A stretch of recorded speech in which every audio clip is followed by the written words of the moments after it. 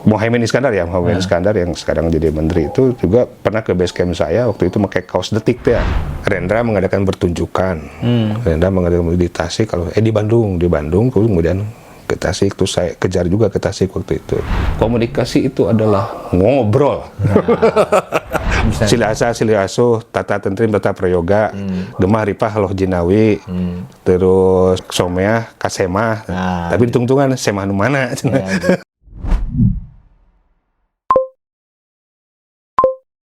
Oke. Ya, selamat bertemu lagi pemirsa podcast 77 bersama Denpri. Kita bicara saat ini mengenai komunikasi. Komunikasi memang ada komunikasi satu arah, ada istilah miskomunikasi, komunikasi dua arah, dan segala permasalahannya. Jadi permasalahan banyak yang bersinggungan atau interaksi yang membuat kontradiktif kadang-kadang itu karena komunikasi ya. Mengapa sampai terjadi miskomunikasi dan sebagainya? Saat ini telah datang pakar komunikasi yang ahli di bidang komunikasi lah. Praktisi komunikasi ya, Pak Budi ya. Pak Budi Uban apa? Uban, soalnya mau dibuka jadi rambutnya ubanan gitu. jadi Uban. Malam Pak Budi. Malam. Alhamdulillah. Tadi ya masalah komunikasi ini mungkin kita bicara dulu sejak kapan sih Pak Budi terjun jadi praktisi komunikasi? Ya. Sejak jadi wartawan ya. Jadi sejarahnya kenapa sebetulnya saya di-create oleh orang tua saya tuh untuk menjadi seorang hakim agama. Jauh ya? Jauh. Tapi ternyata guratan takdir berbeda gitu ya. Jadi setelah itu di-create seperti itu, kemudian saya menemukan sesuatu yang baru. Waktu itu ya sekitar tahun 95 ya, sesuatu yang baru. Ada di Buah Batu itu ada studi terpadu ilmu komunikasi. Saya tanya-tanya di sana dan saya tertarik. Tertariknya awalnya dunia komunikasi itu dunia jurnalistik. Karena saat itu di mana tempat saya belajar di Tasik, di Cipasung, waktu itu kan ada muktamar ya. Ada muktamar, tempat saya itu menjadi base camp para wartawan waktu itu. Di sana saya tertarik dengan cara kerja mereka ya. Tidak kenal waktu gitu, malam-malam mau subuh ngetik berita. Di sana saya tertarik. Bahkan waktu itu juga ada Mohaimin Iskandar yang sekarang jadi menteri itu juga pernah ke base camp saya waktu itu pakai kaos Detik tuh ya. Detik waktu itu, tabloid Detik itu tabloid yang top lah waktu itu, dan saya juga tertarik waktu itu. Dan akhirnya saya ke Bandung itu ada satu lembaga dan tertarik, akhirnya saya menerjuni itu. Terjun ke bidang mempelajari itu, dan kuliah 2 waktu itu tuh di syariah sama di komunikasi. Jadi gaya dari di Tasik ke di Bandung gaya, padahal bingung kok nggak biayaan anak. Tapi akhirnya saya akhirnya ya saya tertarik ke situ. Tadinya hanya sekedar untuk memperbendaharaan ilmu ya. Tapi akhirnya terjun ke sana akhirnya di dunia komunikasi, di dunia jurnalistik. Jadi belajar di sana, kemudian sekitar tahun 97 kemudian menulis ya. Menulis 97 menulis di berbagai beberapa media gitu ya. Nah, nulisannya sederhana lah tentang pariwisata atau budaya gitu. Keterusan gitu Pak Pri. Akhirnya saya ditarik temannya, akhirnya menerjuni saja di situ di dunia dan konsentrasi di dunia jurnalistik gitu. Jadi di syariah jadi ke jurnalistik gitu. Nah, kita kupas dulu masih teori komunikasi itu Pak. Secara dasar mah secara dasar mah komunikasi itu dulu pernah dosen saya itu diskusi di kampus di sebuah kelas itu. Karena waktu itu kita itu kuliah itu kayak karena kan berbagai usianya. Ya. Ada yang baru fresh graduate, baru yang kuliah, ada yang sudah bekerja waktu itu, ada yang sudah jadi praktisi media. Jadi beragam kan waktu itu, beragam. Ya. Waktu itu ditanya tentang ilmu komunikasi, apa itu ilmu komunikasi? Wah, semuanya dengan berbagai pengalaman dan latar belakangnya masing-masing mengeluarkan pendapatnya. Setelah lama kita diskusi, akhirnya si dosen itu nulis di komunikasi itu adalah ngobrol. Pendek gitu kan, hanya ngobrol saja gitu. Jadi kan supaya tidak memperumit masalah, tidak rumit itu, bahwa komunikasi itu tuh ngobrol. Gitu. Ngobrol komunikasi itu. Antara kita kan pengirim pesan, yang menerima pesan, apa yang disampaikan pesan, kemudian feedback feedback terhadap pesan, itu kan unsur komunikasi itu. Ada yang berbicara, ada yang mendengar, apa yang dibicarakan, feedback yang dibicarakan, itu unsur komunikasi. Di luar media, medianya ya? Media itu adalah salurannya. Saluran komunikasi itu ada media, sekarang mungkin ada media sosial. Dulu ada medianya itu radio, medianya itu tulisan, lisan, kemudian visual. Tulisan bisa di berbagai bentuk, ada artikel, ada berita, ada iklan, tulisan pariwara. Kemudian kalau di iklan, kemudian kalau di visual ada grafis. Nanti kan nanti itu tumbuh lagi cabang-cabangnya, berbagai komunikasi, berbagai ilmu komunikasi. Kemudian secara tulisan tadi adalah bisa berita, bisa tulisan, bisa pariwara, bisa. Ini nanti ada komunikasi periklanan. Cabangnya grafis, komunikasi grafis. Ada grafis itu ada komunikasi visual, berarti nanti larinya. Kemudian tentang audio, nanti komunikasi audio. Bagaimana itu pariwara, media pariwara juga salurannya juga bisa melalui audio gitu. Jadi komunikasi itu macam-macam. Ada komunikasi individu, interpersona. Jadi satu sama lain kita ngobrol kayak gini nih, individu. Kemudian komunikasi publik, banyak kan gitu, komunikasi kelompok, publik, komunikasi massa, komunikasi media sosial. Sekarang ada komunikasi media sosial. Jenis-jenisnya juga banyak, nanti itu saluran-saluran komunikasi, di mana ada saluran komunikasi berbagai macam. Ada nanti kalau individu itu ngobrol seperti ini. Komunikasi publik, komunikasi massa. Nanti ada komunikasi massa, komunikasi tentang salurannya di media massa. Nah, sekarang kan sudah ada komunikasi media sosial. Jadi salurannya di media sosial. Ada komunikasi budaya, ada komunikasi politik.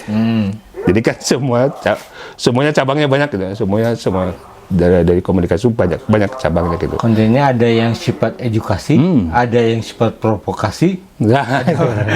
Provokasi ada. Iklan itu persuasif ya, mempengaruhi orang untuk.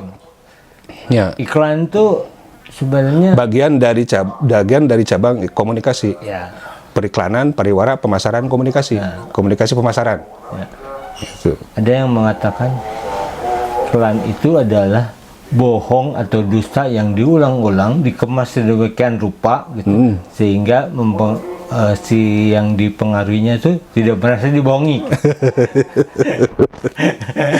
itu iklan rambut gitu ya, pakai langsung culik gitu kan bohong. Kita udah tahu bohong, tapi kok bisa kau malah terpengaruhi ya? Ya gitu. Nah, itulah salah satu ilmu komunikasi. Jadi di pariwara itu kan menggabungkan, ada komunikasi audiovisual, ada komunikasi grafis gitu, digabungkan jadi satu. Jadi intinya lebih banyak untuk mempengaruhi ya. Untuk mempengaruhi. Jadi kan di poster kan katanya gaya misalnya pakai sampo eta kan misalkan gitu ya. Kalau provokasi gitu ya, mengarahkan massa untuk mencapai satu tujuan gitu. Ya gitu. Ini cerita tadi, inti komunikasi adalah ngobrol. Iya, ngobrol aja. Ini kita bicara ngobrol. Orang banyak yang bermasalah, baper atau terjadi perselisihan karena ngobrol ya. Jadi intinya ada syarat-syarat ngobrol sukses itu gimana, Pak? Ya, ngobrol sukses itu tergantung siapa yang menyampaikan pesannya. Siapa yang memberikan pesan, kemudian apa pesannya, melalui media apa, siapa, dan efeknya, efek ngobrol itu isinya gitu. Kalau masalah ketersinggungan antar pribadi tadi tidak berhasil ya, tidak berhasil, karena mungkin itu bisa kalau dikatakan komunikasi mah berhasil. berhasil. Ada feedback ya. Ada feedback. Masalah jelek dan tidaknya tidak ukuran ya. Tidak jadi ukuran. Itu mah tergantung pribadi masing-masing menerima Terus apa ada yang jadi. berharap makin kesel sukses nih. Ya betul. Ya kayak talk show kan banyak itu. Iya. Semakin orang marah kan, semakin orang itu semakin ramai kan dilihatnya gitu. Padahal apa yang sampai pesannya tidak dibuat ya. udah dibuat itu. Jadi Nggak ada solusi, cuma Nggak ada solusi. memamerkan pertengkaran ya. Iya, yang Dan terpenting. orang menggemari ya. Ya menggambar tontonan pasehat ya nih. Tontonan pasehat. Kan ada dari sudut pandang orang psikolog ya gitu.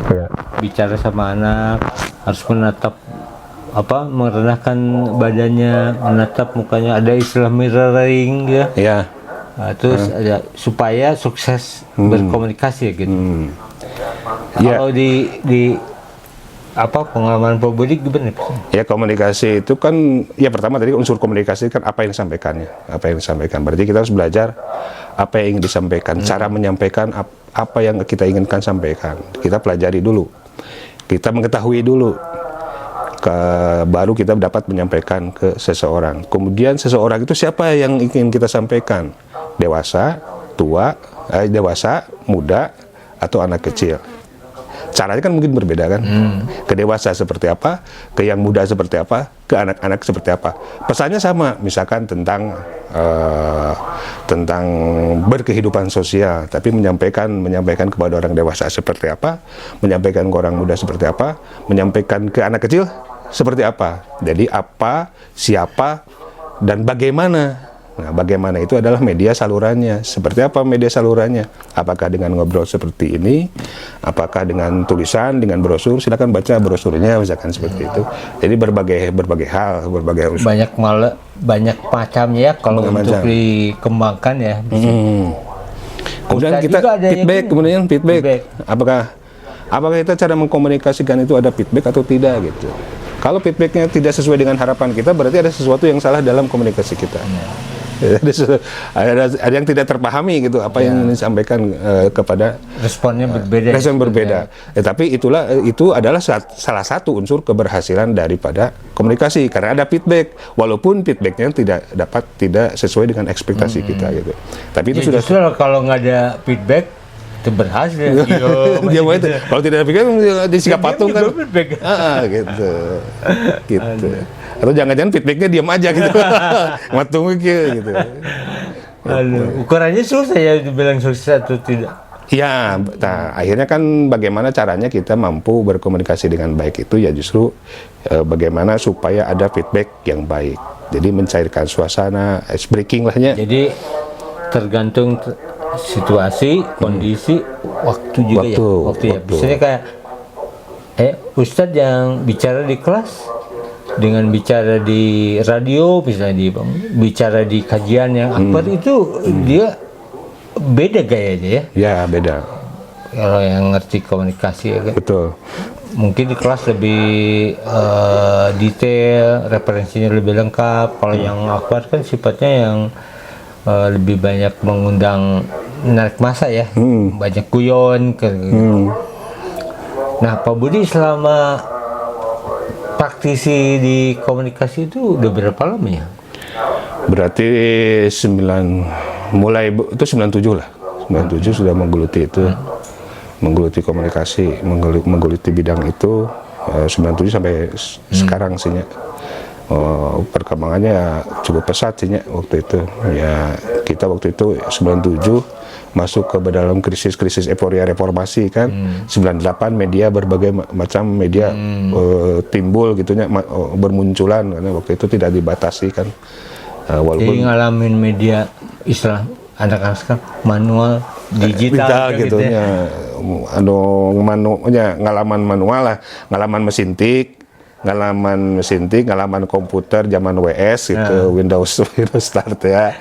Pakai disket, pakai segede kieu, kemudian disket segede kecil, kemudian tidak pakai disket ngalaman itu. Jadi 97 kemudian 98 masuk ke industri media. Jadi ya akhirnya kan konsentrasi komunikasi massa ya. Jadi jurnalistik ya, konsentrasi jurnalistik. Dan di sana mungkin saya menemukan bahwa berkomunikasi itu memang penting lah ya. Penting cara bagaimana kita mampu berkomunikasi dengan baik itu ya, salah satu kuncinya itu ya menyampaikan pesan dengan baik gitu, dengan lawan bicara kita. Mungkin saja karena kan teknik bagaimana caranya supaya kita menggali informasi kan. Ya, di dunia jurnalistik itu bagaimana cara menggali informasi terhadap lawan bicara kita sehingga timbul informasi yang nantinya menjadi bahan tulisan atau menjadi bahan berita gitu. Ya, terutama komunikasi satu arah ya, kita menyampaikan pesan supaya mudah dimengerti itu juga punya strategi sendiri ya. Zaman dulu orang kita ke masa lalu kan menggunakan banyak peribahasa, itu kan sebenarnya nasihat yang begitu panjang disingkatkan. Misalnya siri asih, siri asah, siri asuh kan itu 3 kata tapi maknanya dalamnya. Itu maksudnya apalagi misalnya sili asa, sili asuh, tata tentrim, tata prayoga, gemah ripah loh jinawi, terus someah kasemah, tapi tungtungan semah nu mana. Gitu. Ada lagi yang peribahasa cikaracak dengan batu, laun jadi legok. Ada nu pecak nyeri huntu di alun-alun ini nyawa. Tah seperti gitu lah. Gitu ya? Itu masuknya ke dalam komunikasi budaya. Komunikasi budaya. Komunikasi budaya. Jadi bagaimana budaya itu sudah terbentuk komunikasi yang tersendiri. Tong cicing di golodog kayak nontot jodoh. Padahal mah kan mun awewe didinya nongkrong di golodog atau di pantau itu kan teu etis gitu nya. Teu etis, goreng kan kesebutan lain sakur ngahalangan jalan gitu. Tapi tepantas we gitu. Jadi pesan itu supaya beno supaya zaman dulu kan zaman dulu tuh menyampaikan pesan singkat gitu ya. Singkat. Instan kan sebenarnya seperti zaman sekarang kan nggak banyak bla bla bla tapi lu ngerti. Yang menarik kan? Nah, sekarang perbedaan kita benar ya, anak-anak zaman kita dengan anak sekarang generasi Alpha tuh gaya komunikasinya gimana? Ya kan seiring perkembangan zamannya. Dulu kan kita mah ngobrol itu sebagai alat penyerap informasi.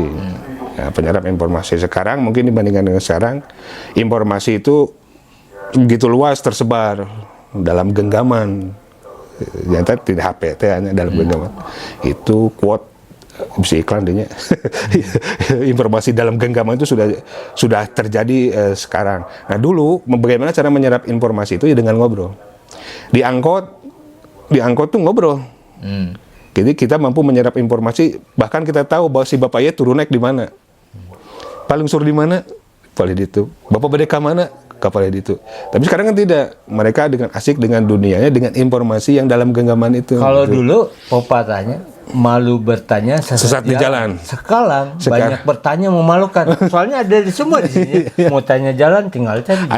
Percaya kene Google Map ketimbang bertanya sekarang. Ada teman saya percaya sama AI. Kok AI beres. Ya kan. Jadi untuk apa berkomunikasi dengan orang lain gitu. Bahkan menjauhkan yang jauh. Ya. Mendekatkan yang jauh. Menjauhkan yang dekat. Nah, itu. Jadi kan terkadang kita gini aja, anak-anak sekarang katakan di sekolah lah, sebangku.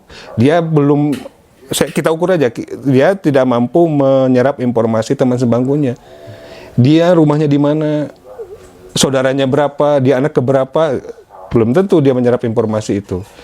Kalau kita kan dulu tahu dia rumahnya di mana, anak keberapa, bungsu atau tidak, ayahnya kerja di mana, gitu kan, tahu. Tapi anak-anak sekarang tidak ada, nggak tahu rumahnya di mana ya, jarang ngobrol loh, kan sabangku kumah ngobrol lah gitu, kumah ngobrol. Nah, artinya bahwa mereka di generasi sekarang itu tidak mampu menyerap informasi yang terdekat, tapi dia mampu menyerap informasi yang terjauh, gitu.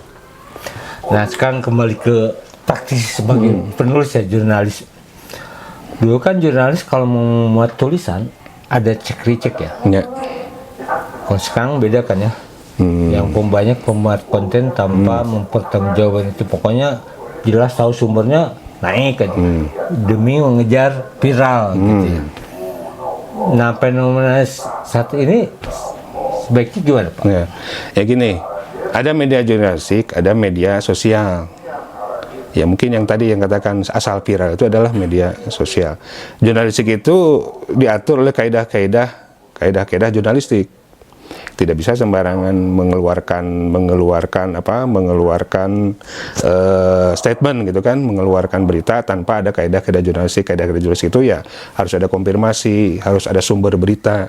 Berbeda dengan media sosial. Media sosial itu kalau dia ada langsung dikeluarkan tuh tidak ada masalah. Jadi tidak ada pertanggungjawaban, hanya pertanggungjawaban personal.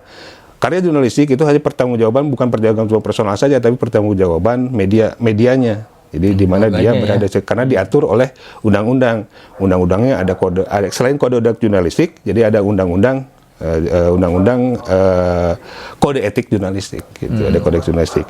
Nah, ini juga problem sebetulnya ketika di media sosial begitu banyak banyak informasi yang keluar itu karena memang zamannya seperti ini, tapi tapi itu sah-sah saja ya ketika mereka mengeluarkan gambar apa gitu tanpa ada keterangan tertentu, karena itu bukan produk jurnalistik, hanya produk media sosial saja gitu. Dulu mungkin mendengar citizen journalism, jadi istilah citizen journalism itu bermetamorfosis jadi akhirnya media sosial. Jadi seseorang masyarakat bisa melaporkan sesuatu, bisa memberikan informasi sesuatu kepada masyarakat melalui media sosial. Itu sebetulnya citizen journalism, tapi memiliki kaidah-kaidah jurnalistik. Bagaimana konfirmasi, bagaimana jelas ya. Ada unsur jurnalistiknya, menyampaikannya, ada unsur jurnalistiknya, ada pemberitaannya, 5W, 1H-nya gitu. Banyak hal gitu. Jadi kadang ada, kalau dulu mah baca koran teh trust lah gitu ya. Beritanya teh relatif bisa dipercaya. Kalau sekarang baca teh aku masih mikir ini hoax atau bukan. Tapi walaupun lama-lama kita tahu ya kalau tipikal gini atau yang nulis gini isinya ngawur, hanya pilihan aja misalnya gitu. Ya fenomena hoax juga sama karena derasnya informasi yang tidak terbendung gitu. Jadi masyarakat itu dan tidak ada yang memfilter. Tidak ada yang memfilter. Diri sendiri. Kata saya juga informasi itu dalam genggaman sekarang. Informasi apapun itu yang berbahayanya. Dulu kita ketika zaman televisi, hati-hati anak nonton televisi tong peting-ting gitu. Dalam kekerasan. Ayeuna mah dalam genggaman teh kekerasan naon lagi aya di dia. Gitu. Jadi peran orang tua lebih berat. Lebih berat. Jadi media informasi itu dalam genggaman sehingga orang-orang mampu menyerap informasi itu bebas.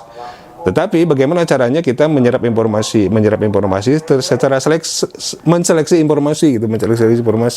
Nah, ini tugas berat ya para orang tua, orang-orang dewasa gitu untuk memberikan pemahaman gitu ke anak-anak. Ya. Bagi sekarang ada AI ya. Kepekaran itu menjadi hilang ya. Bisa suatu saat mungkin juga pesaing yang beratnya. Nah, menurut Pak Budi, proyeksi ke depan bagaimana nih para praktisi dengan menghadapi gempuran AI gitu? AI itu memang kalau dikonsumsi oleh bisa langsung dapat dikonsumsi oleh seorang awam, tapi yang dapat mampu menggunakannya itu adalah orang-orang yang memahami AI itu gitu. Ya, yang basicnya desain, yang basicnya seperti desain, basicnya editor, audio visual gitu. Karena di AI itu kan ada prompt tertentu ya, perintah-perintah tertentu yang dibuat. Orang awam itu tidak mampu membuat prompt itu kecuali orang-orang yang terlatih mempelajari AI itu. Sekarang kan banyak pelatihan AI. Nah, tantangannya ke depan itu orang awam akan mengkonsumsi apa yang ada di media sosial, apa yang ada di saluran-saluran komunikasi, saluran-saluran media, mengkonsumsi AI itu, modelnya lagu itu AI atau bukan, itu foto AI atau bukan gitu. Jadi tantangan sebetulnya itu tantangan. Nah, untuk kita lebih jeli lagi. Untuk lebih jeli lagi, dan tentunya bagi seseorang, bagi yang kreatif konten kreator juga harus mampu memberikan edukasi kepada masyarakat bahwa yang kan di TikTok juga kalau konten kita AI sudah tertanda. Di TikTok, di media sosial yang lain sudah bertanda, ditandai bahwa ini konten ini mengandung AI. Mau baik audio maupun video sudah ditandai sama dia. Nah, jadi orang-orang tertentu akan memahami, oh iya mah dieditnya sampai sama AI. Harus gitu. ada perlindungan gitu. Nah, perlindungan seperti itu. Jadi enak mah tantangan ke depan mah kumahanya. Anak-anak sekarang lebih sulit Antara lebih gampang dan lebih sulit. Kan dulu AI itu diciptakan untuk memudahkan pekerjaan gitu ya. Memudahkan pekerjaan. Ada diciptakan untuk memudahkan pekerjaan. Tapi di sisi lain yang pengguna AI yang generasi sekarang itu merasa sangat dimudahkan gitu, tidak ada tantangan apapun. Merasa punya budak digital. Budak digital. Jadi akhirnya ya tadi seperti budak digital, nanyakan dulu mah kita nanyakan ke Google misalkan, nggak googling we tuh. Nah, sekarang kan tidak nggak googling, banyak yang lain gitu kan. ChatGPT dan Gemini dan sebagainya. Inputnya susah, data susah, ya. Nah, itu memudahkan, tetapi ternyata mungkin satu sisi kemudahan itu menjadi tantangan. Jadi bumerang buat generasi sekarang, bahkan cenderung mereka tidak kreatif akhirnya. Badannya nggak gerak, lebih banyak tidak berpikir banyak itu. Dulu kan kalau kita mencari literasi kan, sekarang mah literasi sudah tersedia di dalam genggaman teh gitu. Nah, Pak Budi kan selama jadi wartawan itu banyak bergaul dengan berbagai kalangan ya, dari pejabat sampai non pejabat kan. Nah, bagaimana peran ilmu komunikasi dapat dapat membangun narasi yang positif sehingga orang itu benar-benar tidak harus memfilter ini bisa dipercaya atau tidak dan sebagainya gitu. Nah, peran ilmu komunikasi itu di mana? Ya gini, ketika dalam mewawancari seseorang kan kita harus tahu materi apa yang akan disampaikan. Berarti kan kita belajar dulu ya. Belajar literasinya seperti apa, kemudian orang yang di hadapan kita itu siapa. Nah, dulu ada ajaran seperti ini Pak Apri, kalau kita mewawancara itu kita harus sepadan, walaupun dia seorang pejabat katakanlah, saya seorang jurnalis, kita harus sepadan, harus sejajar, tidak boleh mirror itu harus sejajar, bahwa tidak ada tingkatan gitu, tidak ada tingkatan. Dah, akhirnya kan ngewa misalkan ke Pak Gubernur diwawancara ke orang, Pak punten Pak, bade naroskeun abdi ka Bapak ya. Nah, kan orang Sunda banyak rengkuhnya begitu. Tapi ketika jadi wartawan kan kita bertanya, lihat saja misalkan Najib Shihab, Rossi seperti itu. Seperti sama dan sejajar. Atau bahkan mendikte ya. Pejabat itu seperti masih lagi sidang ya. Coba Bapak buktikan, buktikan gitu. Jadi kejar terus pertanyaannya satu. Nah ya. Tersangka.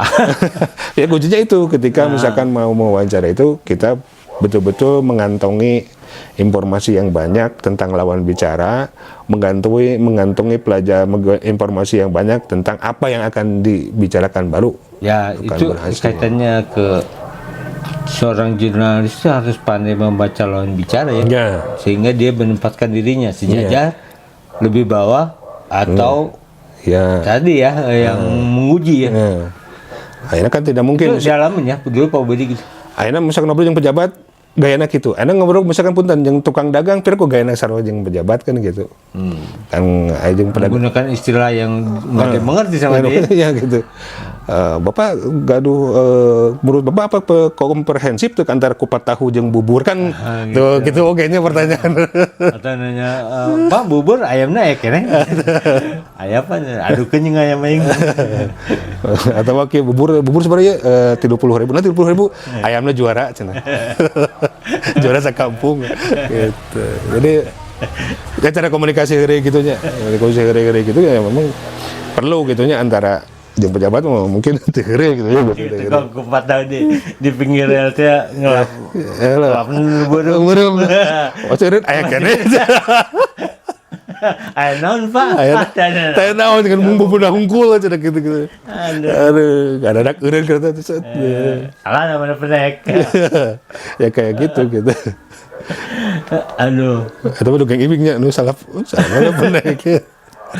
Nah sekarang lagi ini ada saran apa ini Pak Budi tentang komunikasi bagi para pemerhati podcast 77? Ya gini, mungkin tantangan kalau kita tarik lebih dalam ke dalam saat kita kepada kita dari sini yang sedang ya istilahnya bermasyarakat ya, sosial kemasyarakatan.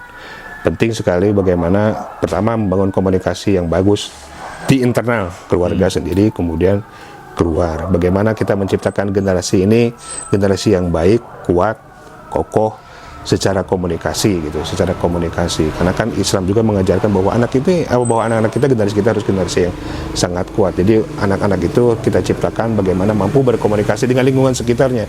Da orang mah ngeskolot itunya segalaman komunikasi berbagai komunikasi. Mereka anak-anak kita nanti akan ada tantangan di luar rumah itu tantangannya yang cukup besar. Jadi bagaimana kita membekali komunikasi kepada anak-anak supaya dia mampu bersosialisasi, mampu bermasyarakat dengan baik dengan cara berkomunikasi dengan baik. Jadi anak-anak itu mau ditanya teh tong ngabige gitu. Ngabige. Dan sebagai dasarnya harus belajar bahasa, betul, kosakata yang kaya, kemudian sopan santunnya. Betul. Bagaimana walaupun niatnya baik tapi dengan bahasa yang kasar juga kan betul. Pasti orang nggak respect ya. Ada feedback tapi negatif. Gitu. Nah, ya justru itu tantangan di keluarga orang. Kumaha caranya komunikasi tata krama, komunikasi lisannya, komunikasi gestur juga harus ditanamkan kepada anak-anak kita karena di luar sana keras lah dalam tanda petik. Iya. Keras dalam tanda petik. Jadi bahwa kehidupan kita secara sosial di masa depan akan sangat keras gitu. Jadi kan anak dulu mah mau menunjukkan tempat juga kan tempat dipalih itu ya. Nggak keras sekarangnya ya. Yang ada mah ke dia Pak. Aduh kanannya gini usik terus seginya ya ini yang aku bertanya dari sekian peristiwa yang Pak Budi liput ada nggak hal yang paling berkesan gitu yang lucu kayak apa yang bikin tak terlupakan lah terlupakan namanya. Oh ya, jadi ketika saya masuk dari media cetak ke media televisi itu jomplang waktu itu, jomplang banget. Ketika media cetak mungkin kita hanya memberikan informasi secara tulisan gitu ya. Tapi ketika masuk ke dunia televisi kan kita harus punya gambar yang kita kantongi karena kan saya berangkat dari cetak ya, dari Gala Media, terakhir Gala Media kemudian lanjut ke SCTV. Di SCTV di TV kan harus ada gambar. Itu lebih capek ternyata. Kita di zaman itu lebih capek karena kita harus gambar seperti ayeuna kan HP pabalatak gambar teh bisa kasahawai. Dulu mah kan misalkan longsor ya harus kita ke TKP. Kita capek pisan. Kemudian dikejar-kejar waktu, deadline itu mungkin jadi kehidupan sehari-hari bagi kita gitu. Bahkan saya mah jarang lebaran di rumah gitu. Lebaran jarang di rumah di luar gitu. Jadi yang paling mungkin bapaknya pernah interaksi dengan pejabat yang paling mengubah gitu ya, ada interaksi itu merubah cara pandang bapak atau gimana, ada nggak? Bisa ketemu tokoh siapa yang mengubah pandangan hidup Pak Budi? Enggak ada sih, biasa aja, biasa aja. Paling kalau wawancara bukan pejabat sih sebetulnya ya, biar nggak usah pejabat ya, maksudnya sangat berpengaruh gitu. Ketika mewawancara kita itu liputan khusus ya, bekerja seks komersial gitu ya, bagaimana kita wawancara dia dengan kehidupannya gitu. Dia harus berada di satu lingkungan, kemudian dia bersurvive dengan seperti itu. Itu yang membuat kita bahwa di sisi lain dalam kehidupan kita yang sedang kita jalani ada sisi yang lain yang begitu dalam tanda petik perang ya antara bagaimana kita sebagai manusia yang baik itu dengan mempertahankan bagaimana ekonomi kita supaya bisa bertahan untuk keluarga gitu. Dunia akhirat. Dunia atau akhirat gitu kan. Nih, Pak Budi kan selama jadi praktisi itu kan banyak ketemu narasumber ya. Ada narasumber yang gampang digali informasinya, ada yang sulit. Nih, senjata untuk gampang memperoleh informasi itu baik gitu. Gimana Pak Budi? Saya sebelum jawab lah, ya haus ya lah ya. Jadi saking herannya ya, tinggal di China mana ya. Silakan jangan malu-maluin foto. Udah. Ya, iklan. Jadi, harus acting dulu. Oh iya, iklan lah tuh ya. Boleh lah. Iklan lah. Mantap, alhamdulillah, saya jam-jam ya.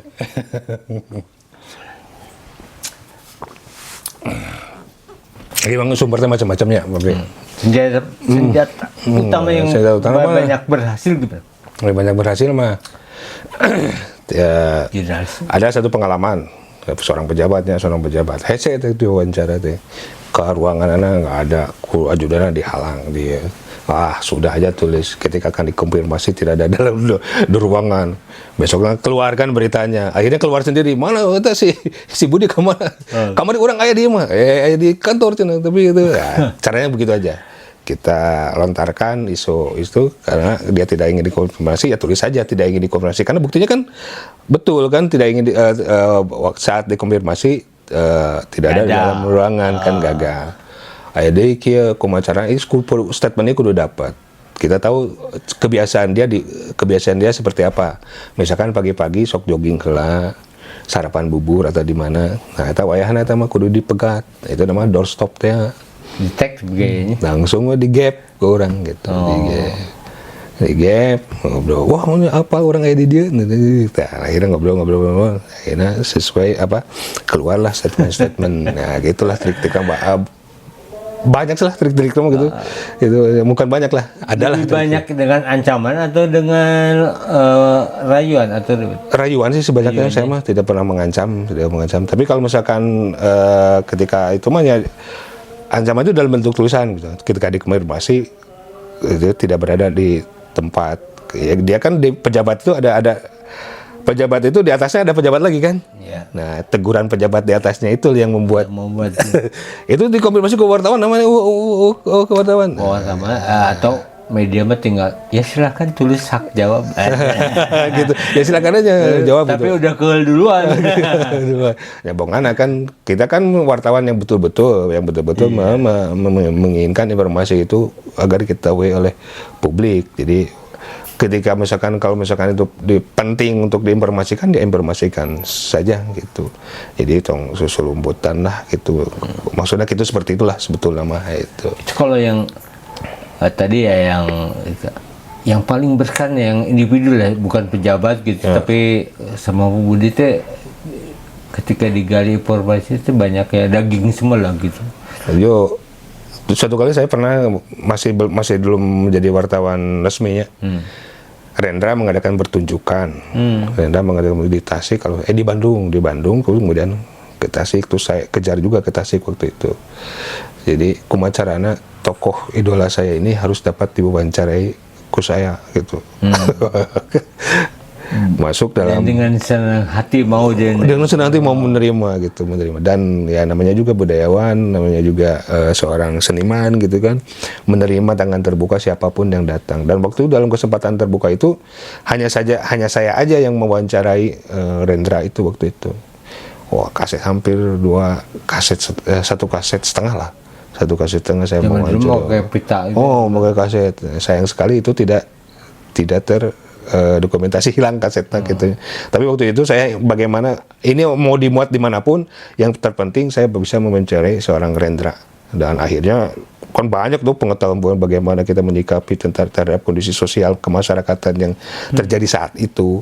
Kemudian bagaimana kita menghadap seorang sastrawan, bagaimana menyikapi kondisi sosial yang ada gitunya. Seperti Rendra kan puisi itu dianggap sebagai perlawanan kan waktu itu. Bahwa puisi sastra mengkritisi pemerintah gitu. Ketika ada syair misalkan orang-orang harus disadarkan, ya, dibangkitkan dan disadarkan. Jadi banyak hal yang di Darendra yang membuat akhirnya gitu bahwa saya itu harus berada dalam posisi ini gitu. Masyarakat harus disadarkan, baik itu melalui karya tulis, ya kayak sastra gitu. Kayak sastra diantaranya ya kayak karya jurnalistik juga gitu. Bagaimana kita membuat orang-orang tersadarkan dengan karya-karya jurnalistik. Darendra lah paling membuat saya jadi kita harus bersikap seperti ini gitu. Ada lagi yang yang tadi ya yang ada lagi yang pernah wawancara punten pekerja seksual gitunya, bagaimana dia bertahan hidup gitu dalam situasi kondisi bertahan hidup. Satu sisi dia ingin menjadi seorang manusia seutuhnya gitunya, ingin hijau. Satu sisi dia harus mempertahankan hidup dengan jalan-jalan yang dengan jalan yang seperti itu gitu. Jadi itu kontradiktif yang sangat perang batin dan di situ mungkin kita sadar bahwa di dunia yang sedang kita jalani ini ada orang-orang di sisi lain yang berada dalam sekitar kita yang bergelut dengan dunia batin seperti itu. Gitu. Itu mah jawabannya. Muka mah ceria, batin menangis gitu. Itu sama lah gitu. Tapi bukan berarti pelanggan ya, saya cuman mendengar. Jadi liputan itu panjang sih, liputan tentang itu. Saya ke tempatnya gitu, ke tempat itu. Iya, ke tempat pekerja seksual. Jadi di situ juga masyarakat terhidupi dengan keberadaan pekerja komersialnya, saya komersial seperti itu gitu. Bagaimana masyarakat juga hidup di sana, ada warung, ada bagaimana macam-macam. Sekarang nggak perlu ada pakai aplikasi. Ada aplikasinya, nggak perlu warung. Germo digital. Tapi profesinya sama dari zaman klasiknya. Ya. Profesi yang cuma salurannya berbeda. Medianya berbeda. Oke, Pak. Aku tadi sebenarnya penasaran. Di mata Pak Budi itu sosok almarhum Hendra tuh Rendra itu gimana maksudnya di samping karyanya dalam dia diwawancara tuh penuh kewibawaan, vokalnya bagus. Jadi ada karisma lah gitu. Karismatik lah. Rendra itu karismatik. Nah, Rendra ini yang membangkitkan saya mencintai literasi sastra gitu. Jadi suatu saat saya sejak zaman sekolah saya menyisakan waktu istirahat saya untuk membaca karya Rendra. Dari buku kecil di perpustakaan, saya habiskan membaca itu dan ternyata ternyata apa yang saya baca dengan apa yang saya pelajari tentang Rendra dengan karya-karyanya waktu zaman sekolah itu akhirnya terjawab kemudian hari saya bertemu dengan sosoknya. Ini penulisnya ternyata. Ini seorang yang hebat itu gitu, budayawan yang hebat itu. Dan itu yang membuat saya bahwa jadi karena orang mencintai karyanya gitu, resep karena karyanya, resep karena membacanya dan ingin bertemu langsung dengan Rendra melalui bahwa saya menjalani dunia jurnalistik gitu. Jadi ketemu langsung gitu dengan Rendra. Lebih bangga ketika ketemu dengan seniman daripada dengan pejabat. Pejabat bisa ganti-ganti. Jadi Bapak bangga ketemu saya tepat sekali. Iya. Ayo protes. Emang seniman. Nah terakhir nih, Pak Bud, syarat apa ya tentang keberadaan podcast? Kesan dan pesannya Pak Budi seperti apa? Jawaban baru itu kesan pesan. Jadi mau dina undangan mah tiada kesan tanpa kehadiranmu. Dengan segala hormat. Tiada kesan tanpa kehadiranmu. Ya pesan-pesannya mudah-mudahan ini tetap konsisten ya. Konsisten menghadirkan narasumber-narasumber yang bervariasi ya, variatif juga sehingga pendengar kita itu mampu menyerap informasi yang variatif juga gitu dan pada akhirnya juga menjadi tontonan yang sangat edukatif baik untuk generasi generasi sekarang dan akan datang gitu. Baik laki-laki maupun Laki mau perempuan gitu, mau muslimin mau muslimat, Wah, mau minat gitu. Minat. ternyata banyak dari kita tuh punya talent bakat-bakat tersembunyi ya. Betul. Yang dalam keseharian kita hanya melihat profesi keseharian, tapi di balik itu ada hobi atau Ya. profesi yang bisa kita inspirasi. Ya menginspirasi betul. Menginspirasi semua pemirsa gitu ya. Pemirsa ternyata kan saya menyimak berbagai podcastnya dengan berbagai latar belakang gitu. Wah, ternyata unik gitu ya perjalanan kehidupannya gitu, latar belakangnya sehingga mencapai akhirnya berprofesi macam-macam gitu. Ada banker tapi seniman. Betul, gitu ya. betul. Ada seniman tapi birokrat. Ya, macam-macam. Ada seniman tuh nyanyi acan itu mengaku seniman. Mana lukisanana? Boleh pamerkan lukisanana dia tuh Pak Produser. Dia tuh lukisanana dia hasil karyana dia. Oh iya ya, promo ya. Oh, promo iya. Jadi Daripada hidung-hidung kita dia sih. Lukisan. Oke, terima kasih Pak Budi. Siap. Menyenangkan Terima sekali kasih. bisa bincang-bincang. Saya juga berterima Minimal kasih. Kita tergerak lagi untuk mencintai literasi ya. Literasi betul. Karena menulis itu seorang bisa menulis pasti banyak membaca. Ya. Jadi Betul. gitu ya. Betul. Sehingga kalau orang ingin menjadi penulis atau mahir dalam menulis harus banyak membaca gitu. Ya, betul. Dan banyak membaca supaya tidak gagal paham dan sebagainya harus tidak serba instan ya. Harus Hati-hati betul. ya demikian para pemerhati podcast 77 malam ini, dan Pri pamit. Terima kasih.